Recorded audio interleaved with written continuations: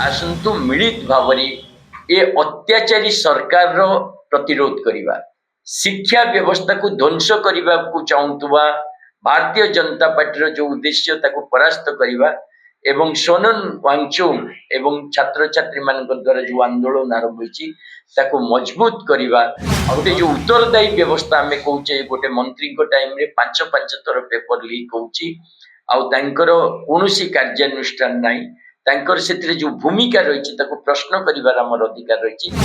बलपूर्वक उठेबा 21 जन को बलपूर्वक उठेबा छात्र छात्री उपरे आक्रमण करिबा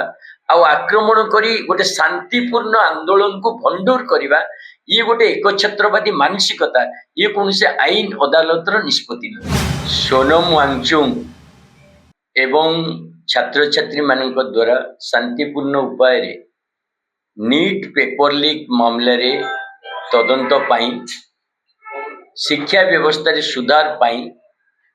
एवं त्रुटियुक्त परीक्षा कराउथुबा शिक्षा मंत्री धर्मेंद्र प्रधान को इस्तीफा पाई अनिर्दिष्ट काल पर्यंत आमरण अनुष्ठान चली दिल्ली रो जंतर मंतर ठारे जो अनुष्ठान चली आज सकाळे सरकार पुलिस लगे बलपूर्वक जड़े एत बड़ शिक्षाविद अनशन उठे नेला एवं अन्य छात्र छात्री उपरे आक्रमण करी समस्त को ये अनशन को भंडर करने प्रयास करागला कारण सरकार को जना अच्छी जे जो डाकरा दि जाइए आसंता 20 तारिख रे पूरा भारत वर्ष रे सबु जगह साधारण नागरिक ये आंदोलन रे सामिल होगा आ मुख्यतः जंतर मंतर ठारू पार्लियामेंट हाउस पर्यंत जो मार्च होता तार प्रभाव को डरी सरकार एपरी कांड कर किंतु आज ओडिशा रे आम आदमी पार्टी तरफ आम स्पष्ट करने को चाहूँ जे ओडिशा रे विभिन्न जगह साधारण नागरिक तरफ छात्र छात्री तरफ जनसाधारण तरफ आसंता 20 तारिख रे जो आंदोलन डाकरा दि जाइए ताको आमे पूर्ण प्राण रे समर्थन करुचु विशेषकर भुवनेश्वर रे साधारण जनसाधारण तरफ विभिन्न बुद्धिजीवी राजनीतिक दल व्यक्ति विशेष सांबादिक समस्त मिलित भाव रे गोटे धारणा प्रदर्शन करने मास्टर कैंटीन टारे निष्पत्ति से निष्पत्ति को आम आदमी पार्टी तरफ आम आज पूर्ण प्राण समर्थन करुचु आम आदमी पार्टी समस्त कार्यकर्ता बिना बैनर रे बिना आइडेंटिटी रे जोटा साधारण जनतार जेहेतु प्रोग्राम होउची आमे भी अनुरोध करछु अन्य संगठन मानकु राजनैतिक दल मानकु बुद्धिजीवी मानकु आसंतु मिलित भावरे ए अत्याचारी सरकार रो प्रतिरोध करिबा शिक्षा व्यवस्था को ध्वंस करिबा को चाहूवा भारतीय जनता पार्टी रो जो उद्देश्य ताको परास्त करिबा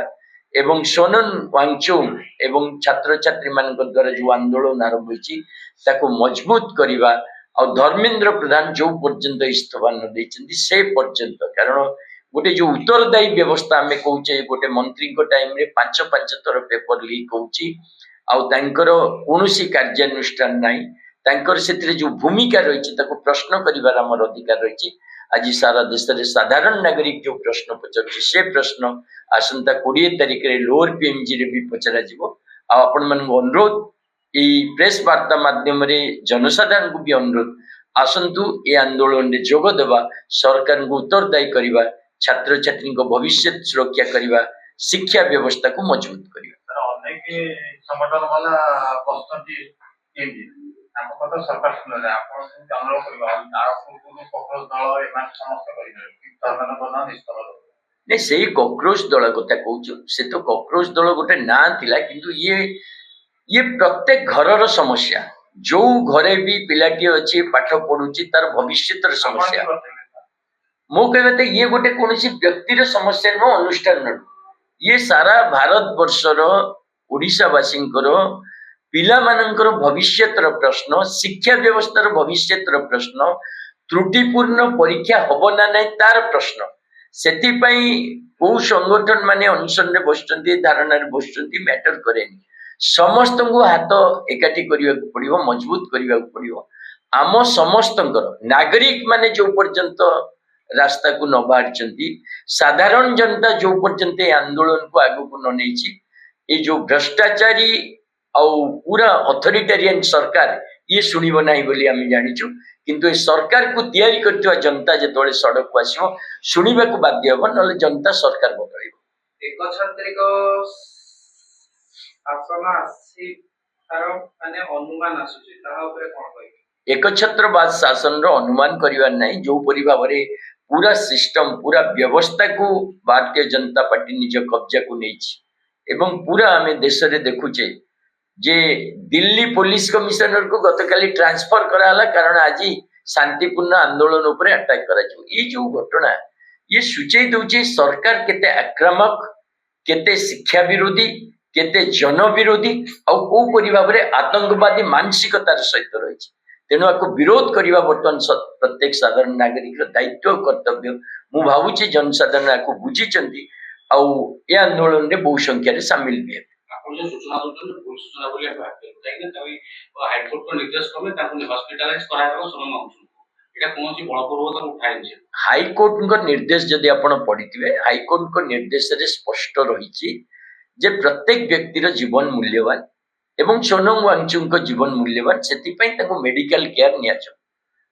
बलपूर्वक उठेबा 21 जन को बलपूर्वक उठेबा छात्र छात्री आक्रमण करवा आक्रमण करी गोटे शांतिपूर्ण आंदोलन को भंडूर करवा ये गोटे एकछत्रवादी मानसिकता ये कौन से आईन अदालत निष्पत्ति नहीं।